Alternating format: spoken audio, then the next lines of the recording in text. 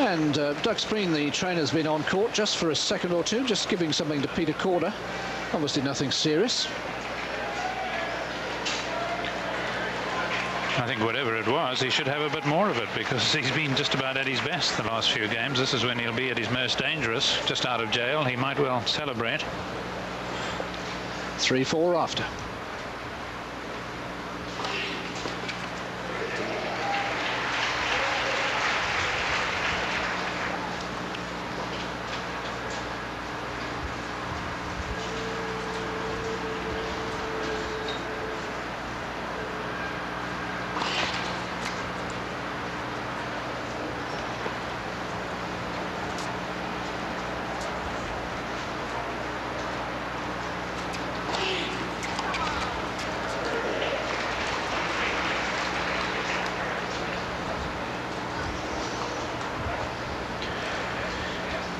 Just a stage when you don't want to think crisis averted. If you're a Rafter, you want to keep pounding away, get to a 3-point lead.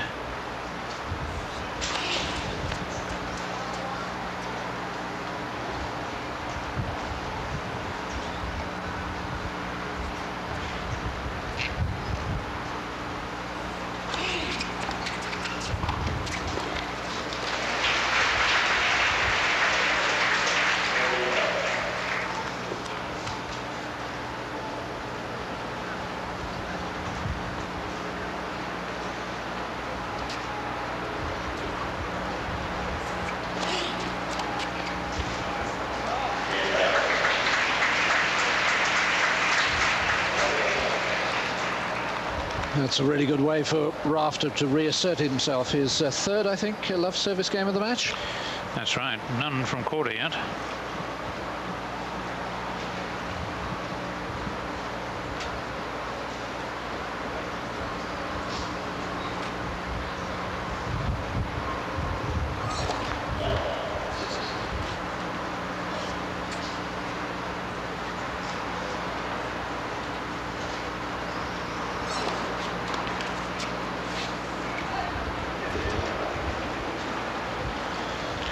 What Rafter's done so well in the last couple of weeks is return.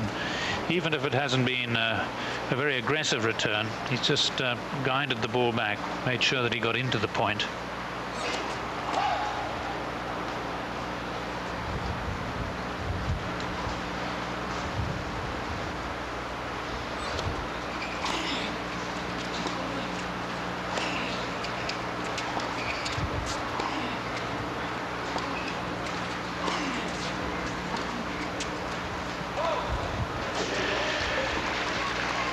And whilst Korda's perhaps not in this game, but the last few games done all right, Rafter's quite enjoying the roll forehand suddenly. He's putting quite a bit more spin on it, and hasn't really missed one for a while. It's not ultra aggressive, but it's looking fairly steady.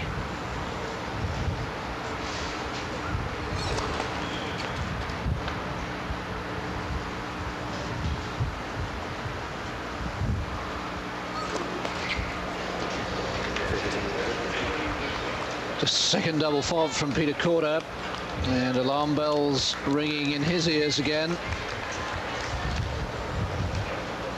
15:30, 4-all, set down.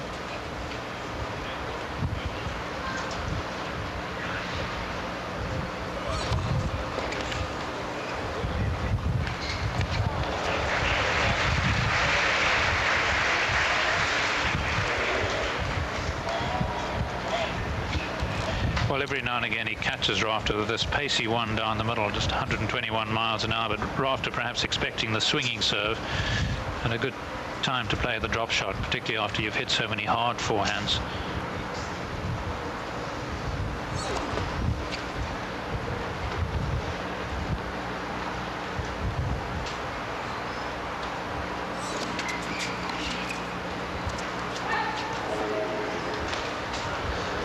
The crack of racket on court after sensing that he's had a real chance in this this game, and for once missing the return.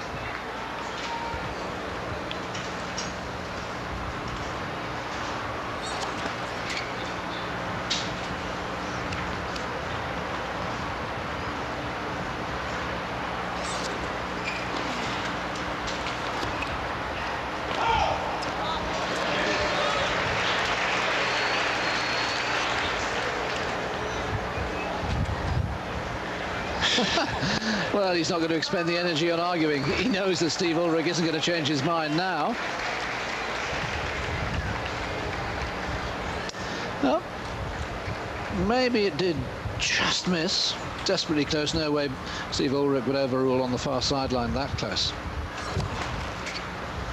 Deuce for all. Second set. Oh dear.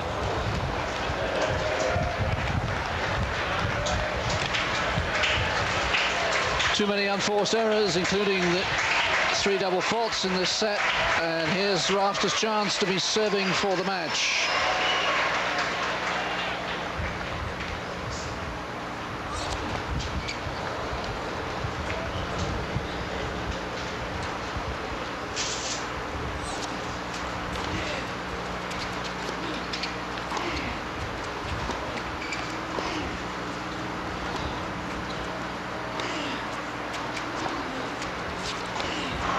Oh dear.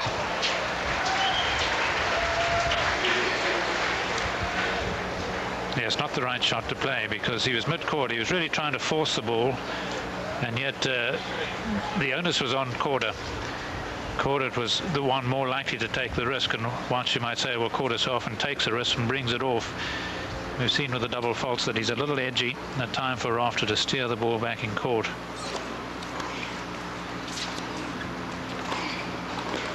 Yes. Ha-ha, he says, don't you dare call that one out.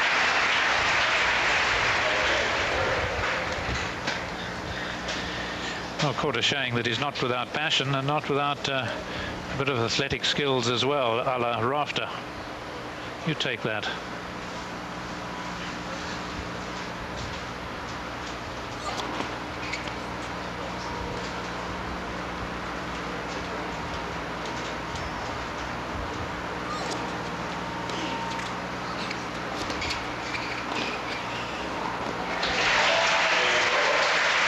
Well played, Korda.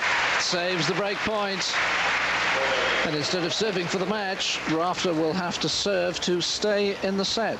5-4 Korda. Always enjoy Korda when he plays well. Of course, he can be pretty miserable too, because he can be very, very erratic, but certainly so thrilled when he won the Australian, because he's a player for all time, isn't he? He's got those classical shots, and I like the way he's showing renewed fight again today, because I've had my doubts about him. Whereas Rafter, we know, is in terrific form, playing very physical tennis, a good contrast at the net a lot. Not quite as much as I might have expected, but that's because Korda's held him at bay. So Rafter serving at 4-5.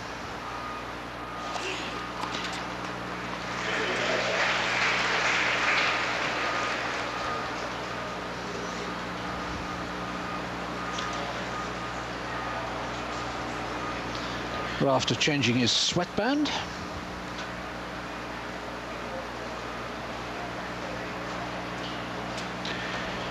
Good name for a tennis orchestra, don't you think? The sweatband.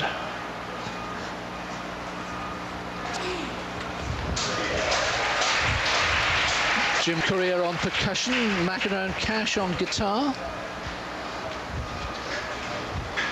Mercer and Macmillan on the cymbals, I should think. We crash each other from time to time.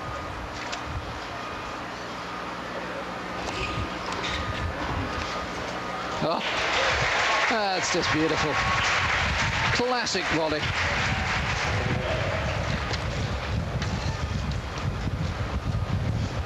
Short punch into the shot, taking the ball out in front of him, opening the racket face a little for control.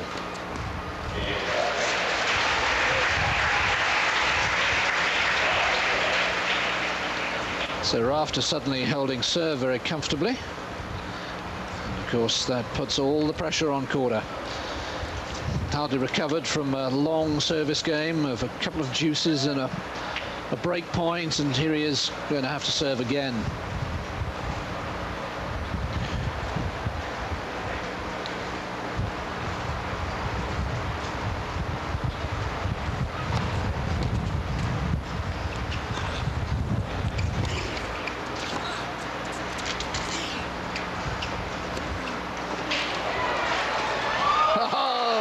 super. Thrust and parry.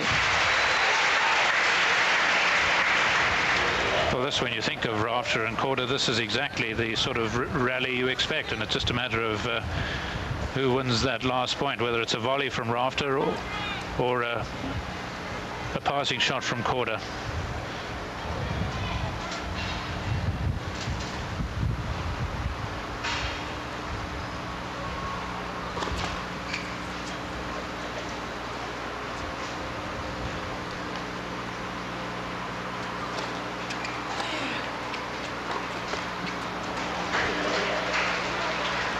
We've reached the hour-and-a-half mark, and the temperature just falling away a little bit. Just gone 4 o'clock in the afternoon here.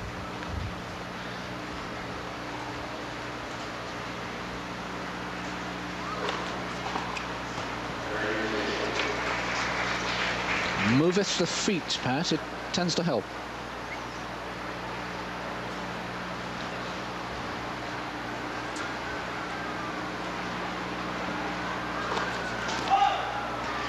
You can see there that serve and the one prior to it just kept a little low as Korda cut around the ball.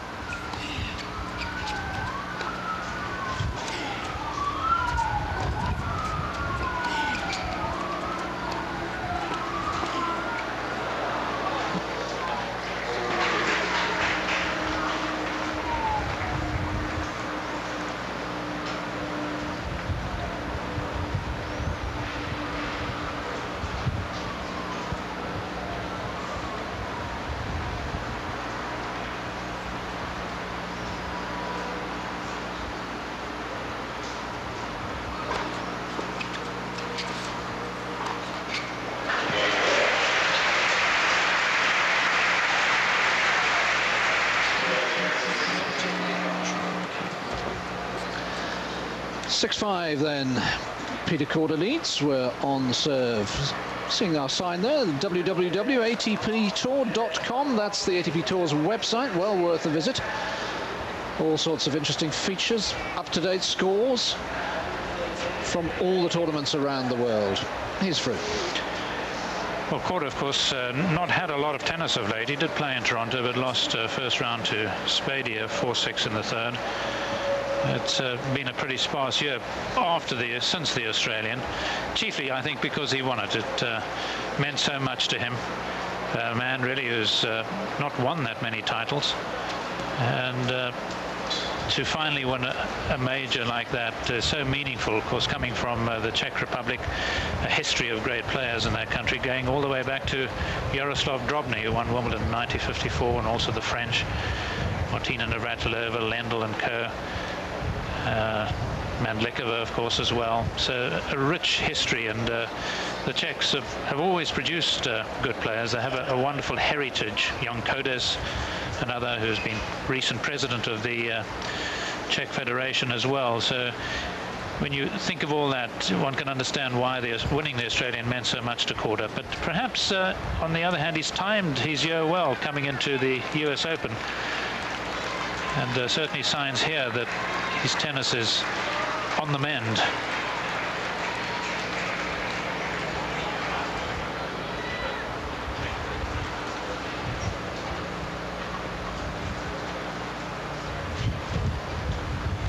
For a second time, Rafter serving to stay in the set. This time, of course, trying to force a tie-break.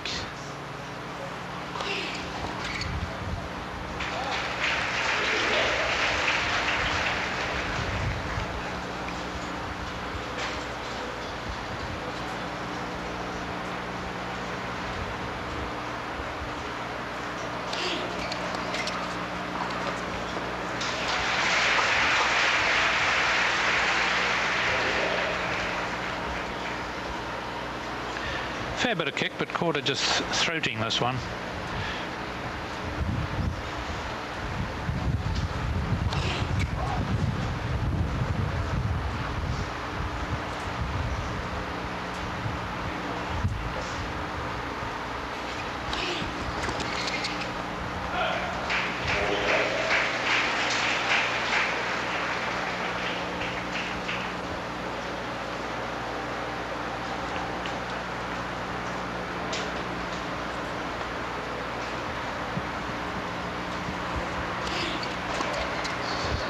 Oh, it's a net.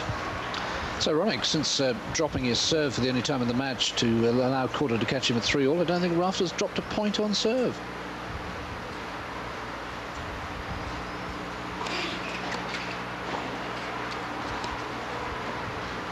Oh, he has now 11 straight points he won.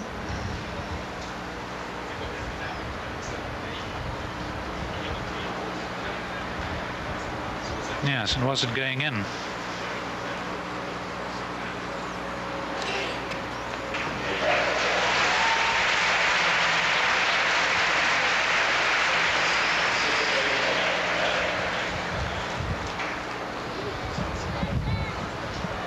Second ace. Well, both with winning tiebreak records. Yes, they've played 12 sets against each other, and Korda leads in their match tiebreakers 3-1.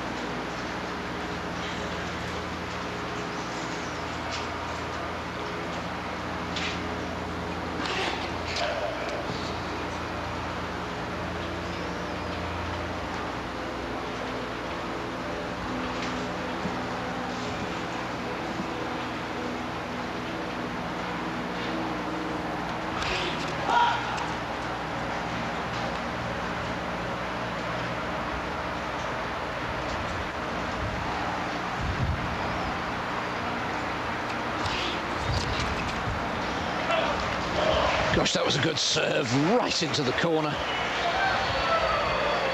Well, some people not thinking it was into the corner. Including Korda.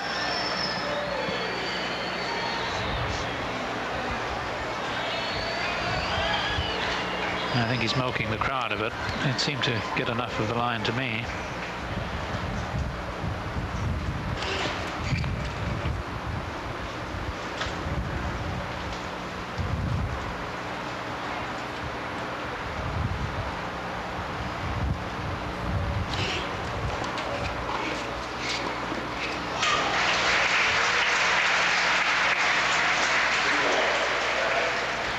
Well, Rafter won a very important first set tiebreaker in the final in Toronto against Richard Krajicek.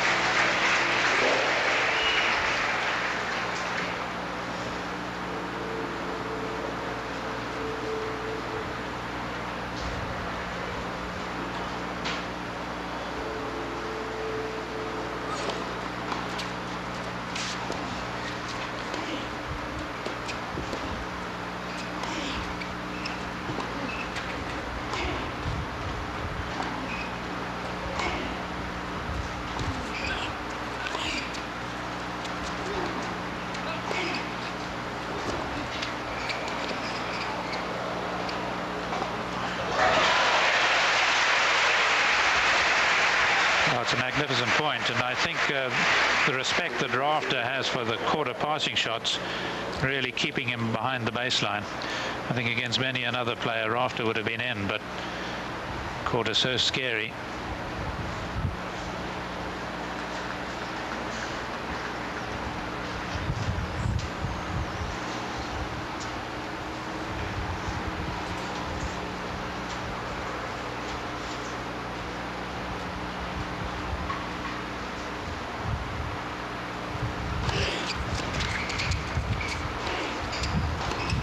Oh, it's that forehand again. And Korda gets the first point against the serve.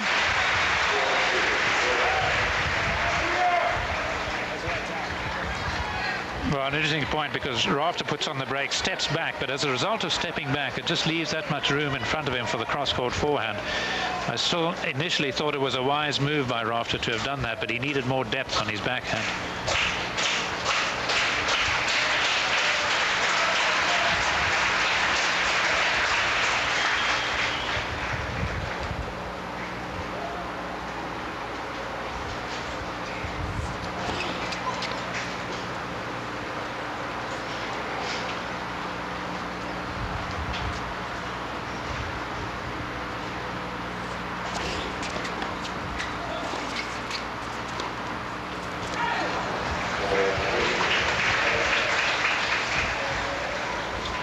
Well, it was there for the taking.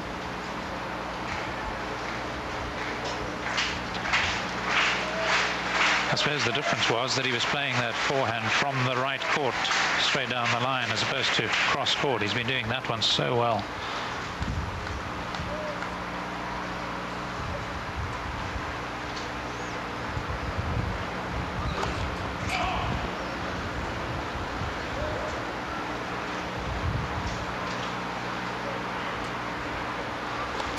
Oh, Peter.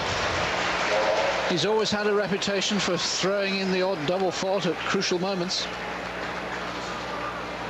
All four have come in this second set.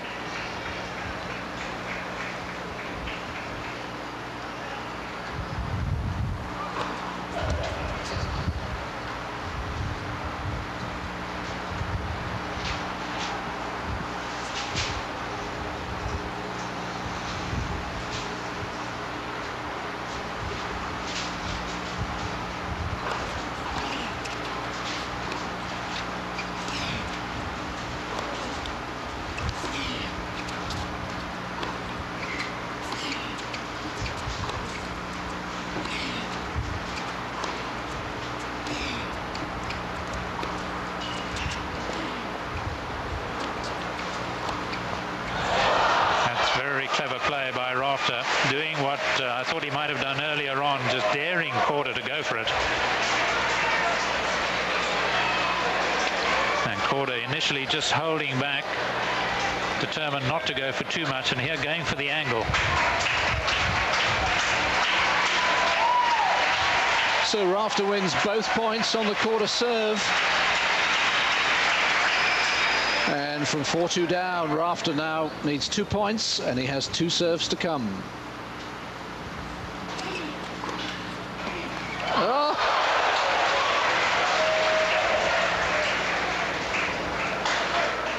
Four of the last 5 points have gone against the serve.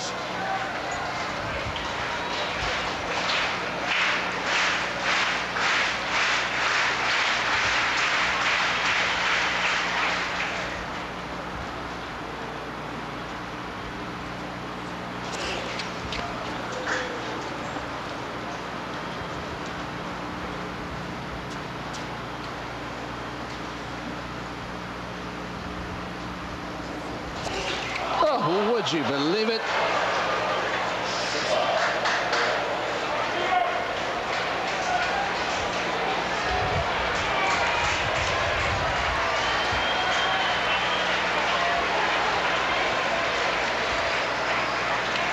Fifth double from Rafter, and it's set point Korda.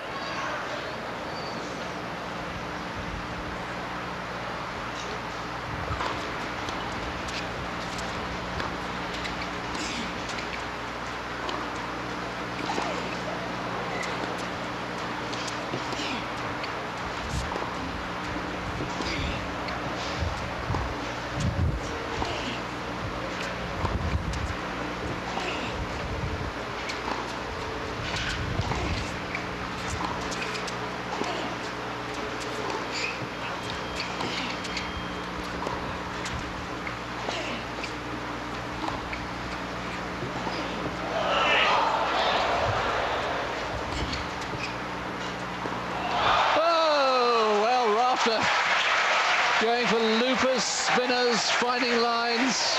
Wonderful stuff.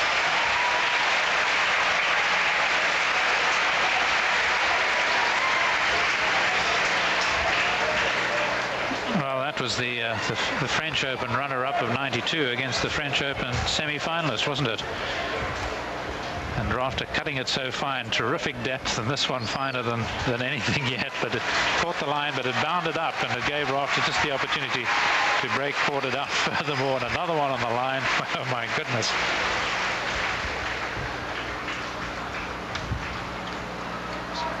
Six of the last 7 points have gone against the serve.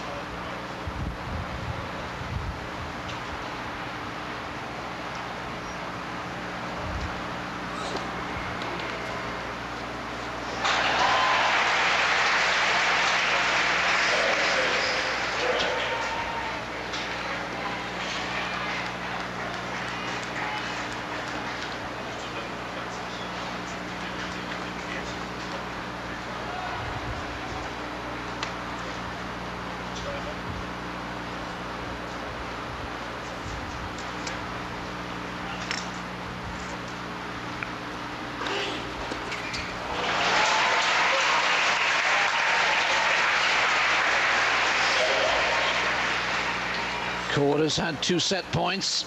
Can Rafter reach match point?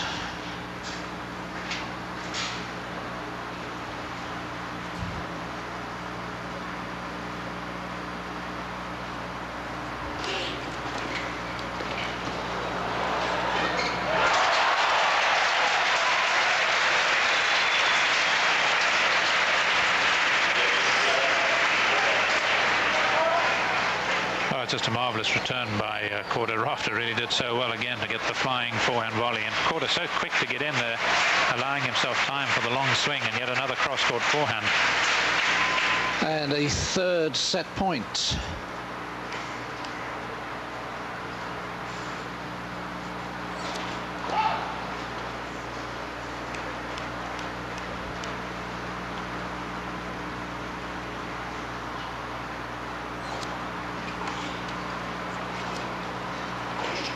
Too good.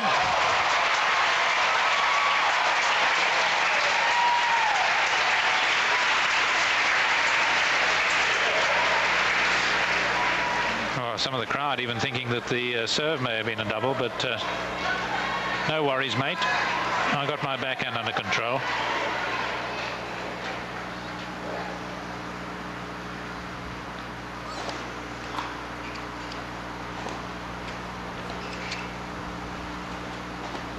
That's a little wide. And Rafter's first match point will be on his own serve.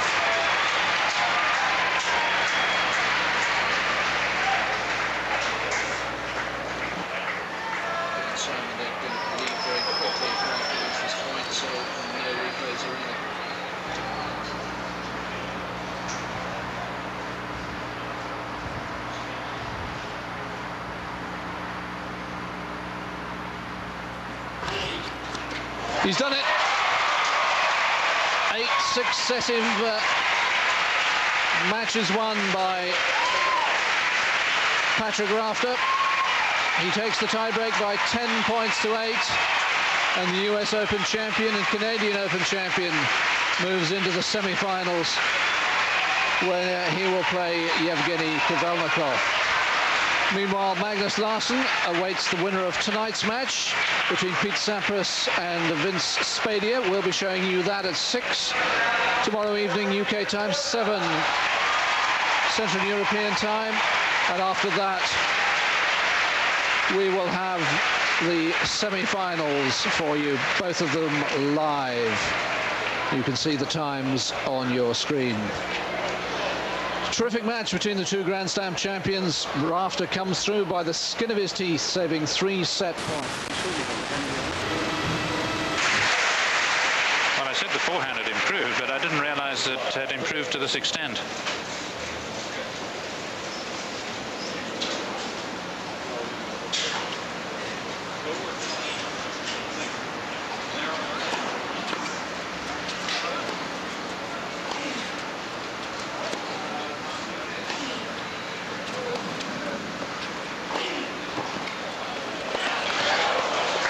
And Kafelnikov's now got to play really well to win just a point, and Rafter's running for everything.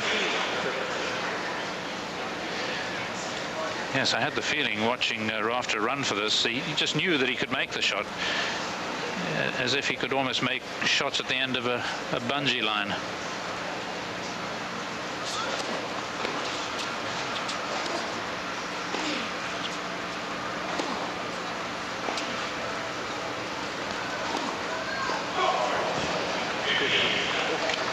And it's a despondent-looking Kafelnikov now. 15-40, already a breakdown. It's perhaps premature to describe these as match points, but they virtually are.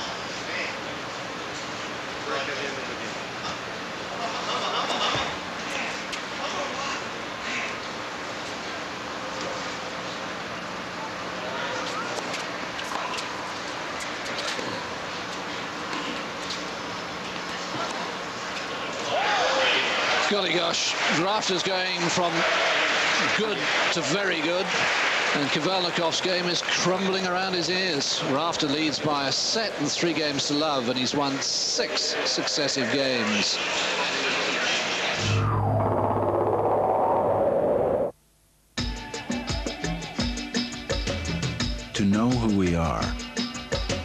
look at where we've been. As one of the world's largest international petroleum companies, Chevron has established lasting partnerships with more than 70 countries, helping develop petroleum resources for today, helping deliver hope for tomorrow. Chevron, the symbol of partnership.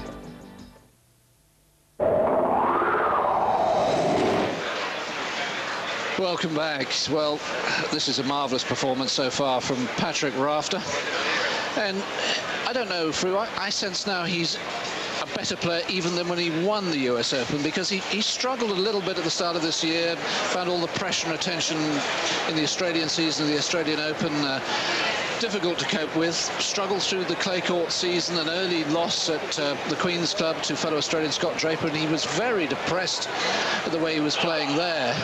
Didn't really do himself justice against Tim Henman at Wimbledon, but now, boy, is he playing well.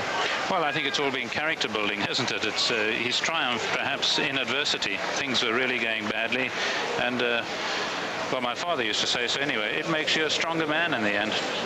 Didn't do much for my tennis, but it's done a lot for Rafters. You didn't do it too bad. Fru McMillan with Bob Hewitt, champion here in 1972.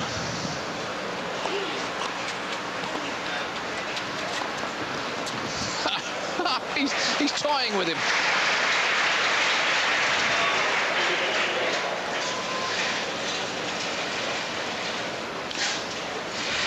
Well, what can Kafelnikov do? What of course he's got to do is grit his teeth and keep on keeping on if he can. But one-handed returns on the backhand are not going to do him much good with Rafter flying as he is. He's really got to step in and try and use that two-hander. Take the early ball, ram it down Rafter's throat if he can.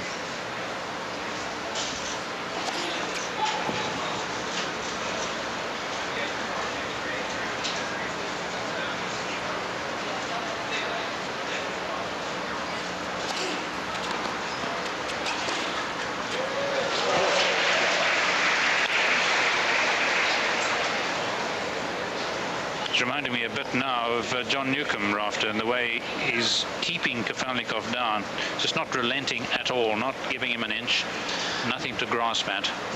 No unforced errors in this set from Rafter.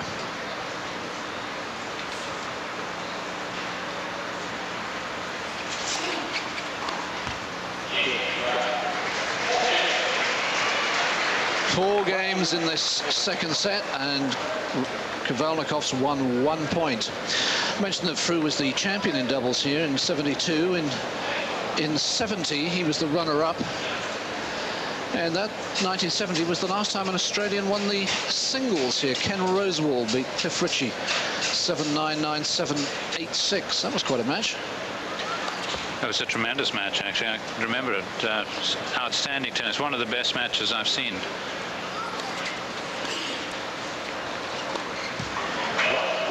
Because in those days, all these tournaments here, Indianapolis, Louisville, were all played on clay.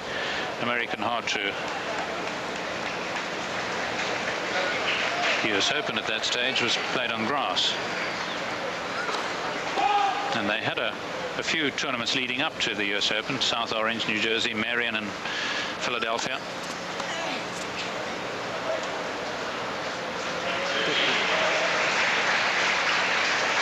Ironic applause as Kafelnikov wins his second point of this set.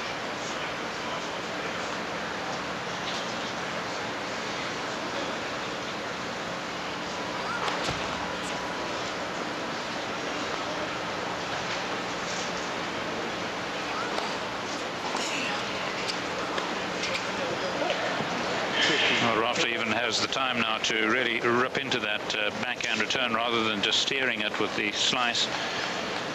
He must be seeing the ball as big as a blimp.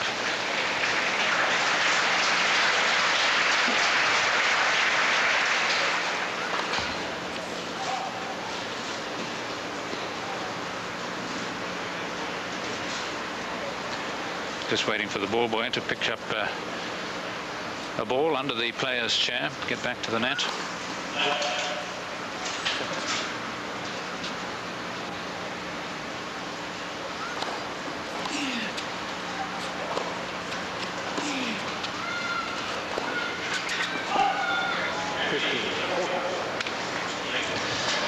Well, I called Kafelnikov a conundrum earlier, and certainly another chapter to the puzzle, to the riddle today. He's totally demoralised out there now, and he never lost a set against Rafter.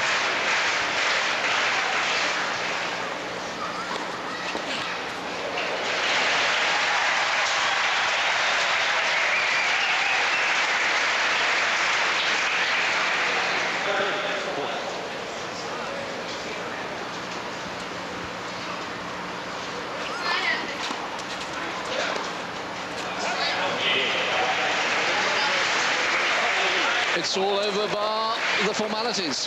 Patrick Rafter leads by a set and by 5 games to love.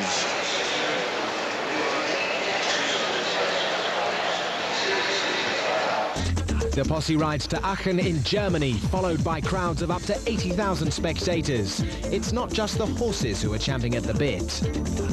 The Aachen Grand Prix, Sunday, 1800 CET, 5 UK on Eurosport. With Rico. Back live to the ATP Tour Mercedes Super 9 from Cincinnati with Mercedes.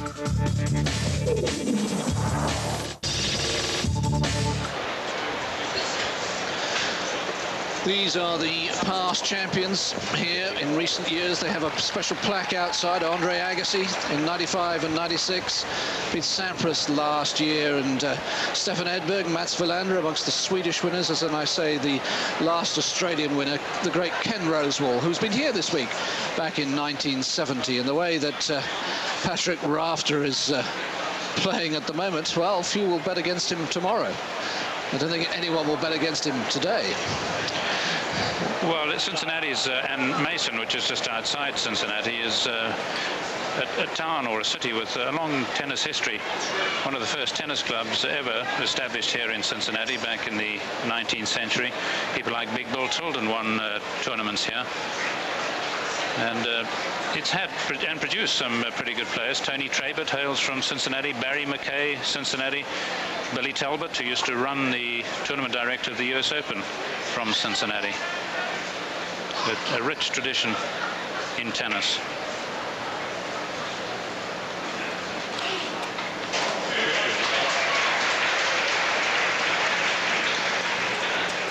Just over an hour, and Rafter's been red hot.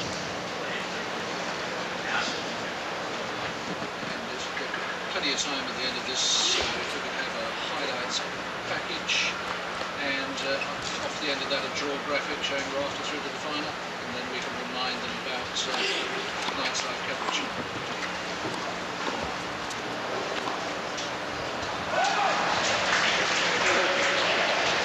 How many points is it? 3 or 4 in this set? 3? It's 3.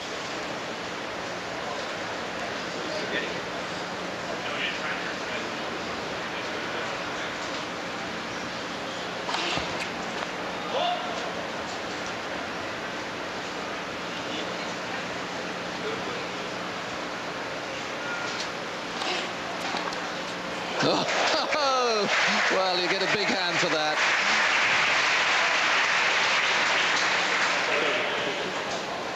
Well, it's not over for Kafelnikov. He's got to practice for the doubles.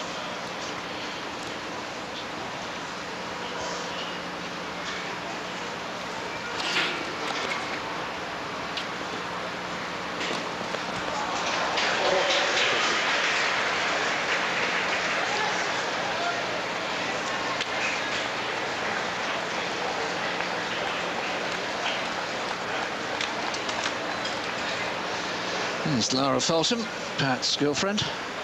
2 match points.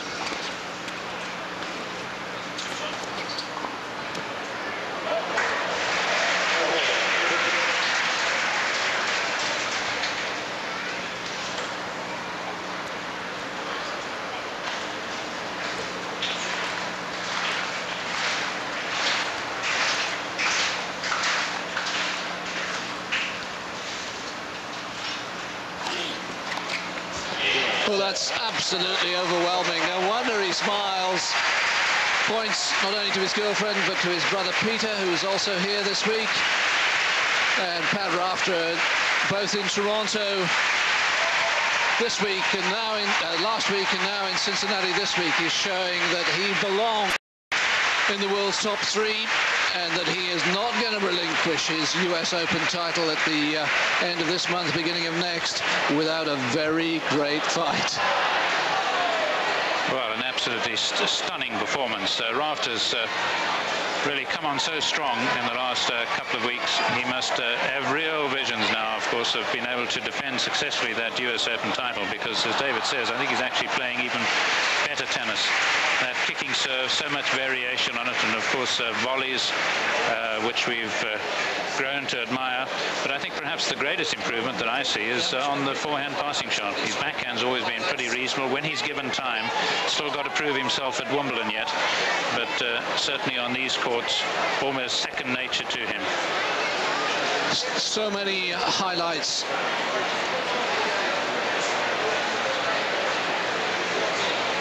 The highlights of a great performance by Patrick Rafter. Every department worked well today. Outstanding serving, great volleying, fine passing, beautiful touch around the net. A dominating performance. And he will hope that he hasn't peaked too soon and that he can repeat this performance tomorrow. But now he's won 9 straight matches at the highest level of the ATP Tour in Mercedes Super 9 events. He really is playing very, very well indeed. Let's have a quick look at the match statistics. See 68% of first serves in, 22 winners, twice the number of unforced errors. That's just a magnificent performance by Patrick Rafter.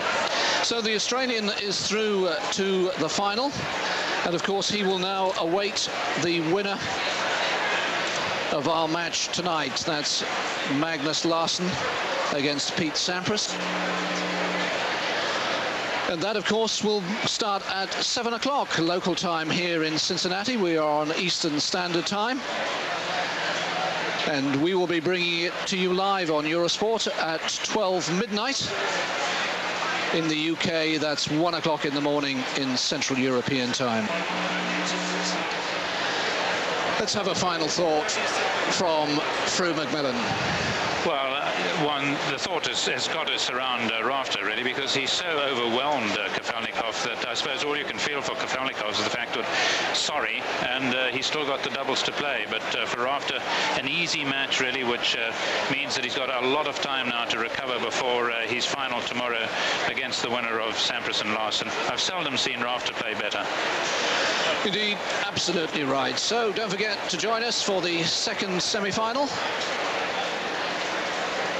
That's between Pete Sampras and Magnus Larsson. Thank you for your company. For now, we're